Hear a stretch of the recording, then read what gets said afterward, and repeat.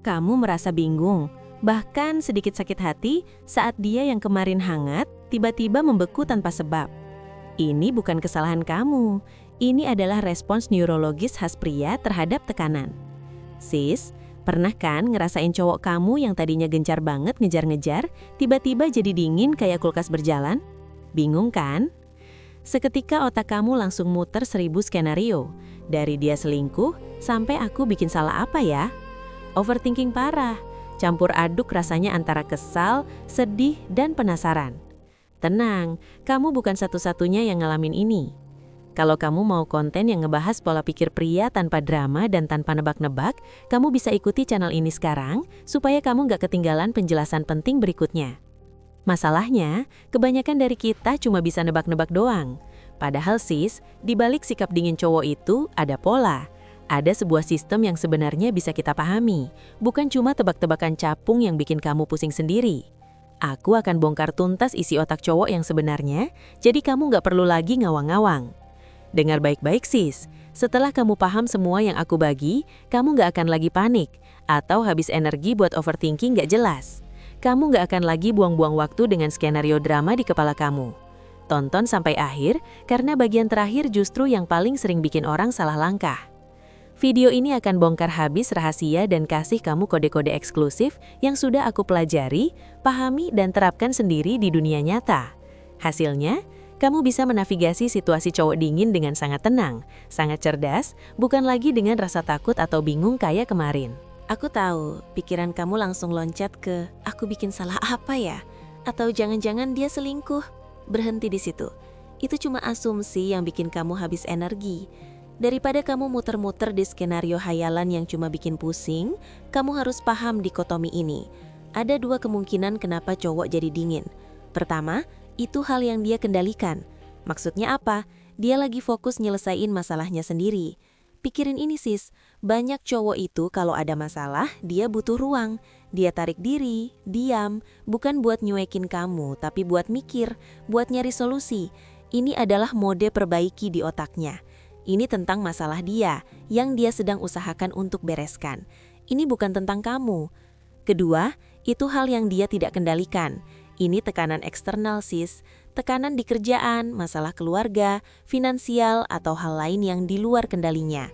Hal-hal ini bikin dia stres, tegang, dan ya, jadi dingin atau gampang emosi. Sekali lagi, ini juga bukan tentang kamu.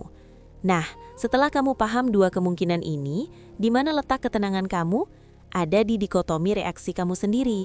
Satu-satunya hal yang bisa kamu kontrol mutlak itu adalah bagaimana kamu merespons. Daripada kamu sibuk bertanya-tanya, kenapa aku? Kamu bisa mulai bertanya, apakah ini tentang dia atau tentang faktor eksternal? Begitu kamu bisa mengidentifikasi sumbernya, kamu akan otomatis mengalihkan fokus ke reaksi yang bisa kamu kendalikan. Kamu nggak akan lagi panik berlebihan, nggak akan buang-buang energi mental buat hal yang bukan salah kamu. Kamu akan lebih cerdas menanggapi, bukan lagi dengan ketakutan.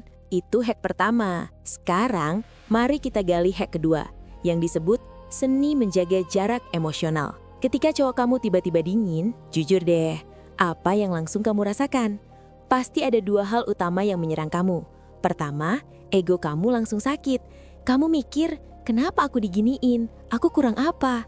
Kedua, rasa takut kehilangan langsung mencengkram. Kamu panik, jangan-jangan dia udah gak sayang. Jangan-jangan dia mau pergi. Bener kan? Ini reaksi otomatis yang wajar, tapi bikin kamu gak tenang. Kamu harus pahami ini. Seringkali, sikap dingin dia bukan penolakan pribadi ke kamu. Itu bukan berarti kamu tidak layak atau tidak cukup baik. Itu murni tentang proyeksi masalah dia sendiri, atau ego kamu yang tersakiti dan ketakutan kamu yang sedang bergejolak. Seni menjaga jarak emosional itu bukan berarti kamu jadi cuek atau tidak peduli. Jauh dari itu sis. Ini tentang penerimaan sadar. Penerimaan bahwa sikapnya mungkin sama sekali tidak ada kaitannya dengan kamu. Itu bisa jadi cerminan dari badai di dalam dirinya, di luar kendali kamu. Begitu kamu bisa menempatkan diri pada jarak emosional ini, kamu akan otomatis memutus rantai emosi negatif. Kamu nggak akan lagi ikut terseret pusaran kekhawatiran dan sakit hati yang sia-sia. Kamu jadi bisa melihat situasi dengan lebih jernih, tanpa perlu panik berlebihan. atau membuat asumsi yang menyakitkan diri sendiri. Kamu harus proaktif. Mulai biasakan diri untuk memikirkan skenario terburuk yang mungkin terjadi saat dia tiba-tiba dingin. Apa yang paling buruk bisa terjadi? Dia butuh ruang? Mungkin dia lagi fokus sama masalah pekerjaannya yang numpuk. Mungkin dia lagi pusing mikirin tagihan. Atau mungkin dia memang lagi tidak mood bicara dengan siapapun, termasuk kamu. Dengan begini, kamu sedang membangun antibodi mental kamu. Otak kamu itu gampang banget panik dan overthinking kalau tidak terlatih. Tapi kalau kamu sudah sering melatihnya untuk membayangkan berbagai kemungkinan, otak kamu akan terbiasa dan tidak lagi langsung bereaksi berlebihan. Ini bukan tentang berharap yang buruk terjadi, tapi tentang melatih diri untuk tidak terguncang saat itu terjadi. Jadi, setiap kali kamu mulai merasa cemas, tanyakan pada diri kamu, apa yang paling buruk bisa terjadi sekarang? Dan jika itu terjadi, bagaimana aku akan menghadapinya? Latihan ini akan membuat kamu jauh lebih tenang dan siap, bukan malah panik berlebihan atau membuat asumsi yang menyakitkan diri sendiri. Paham ya, sis?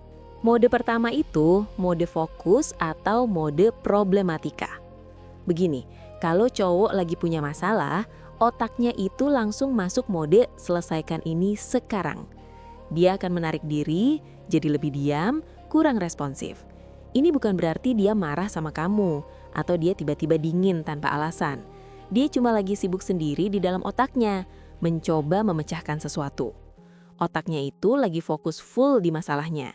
Jadi input dari luar, termasuk emosi kamu, itu dianggap distraksi. Kalau kamu paksain dia ngobrol atau minta dia ceritain semuanya saat dia lagi di mode ini, kamu cuma bikin dia makin pusing dan tertekan.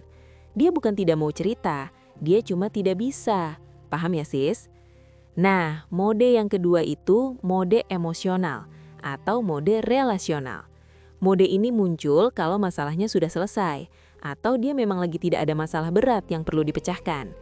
Di mode ini barulah dia lebih terbuka, lebih komunikatif, lebih mau interaksi, lebih mau dengerin cerita kamu atau cerita tentang perasaannya. Dia siap untuk bonding. Jadi kuncinya di sini adalah kamu harus bisa baca sinyalnya, sis. Kalau dia lagi mode fokus dan dia lagi diam atau menarik diri, jangan langsung berasumsi yang macam-macam. Jangan panik, itu cuma otaknya lagi kerja keras. Beri dia ruang, biarkan dia sendirian dulu sama pikirannya. Jangan paksa dia bicara.